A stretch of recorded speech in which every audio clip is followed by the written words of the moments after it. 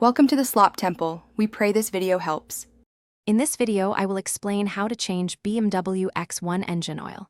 First, gather your tools: a socket wrench, an oil filter housing tool, and a drain pan.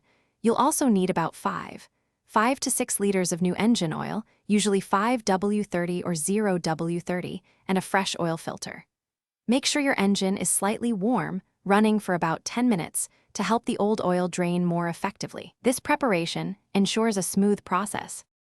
Now let's drain the old oil. Safely lift your BMW X1 or use ramps to access the underside. Locate the oil drain plug, usually a 17mm bolt, and position your drain pan directly beneath it. Carefully loosen and remove the plug, letting all the old oil drain out. This can take several minutes. Once drained, clean the plug and replace the crush washer before reinserting it securely. Next, we'll tackle the oil filter. Use your oil filter housing tool to unscrew the housing, typically found on top of the engine. Remove the old filter and O-rings, then install the new ones, lubricating the O-rings with fresh oil. Hand tighten the housing, then use the tool to reach the specified torque, often 25 Newton meters.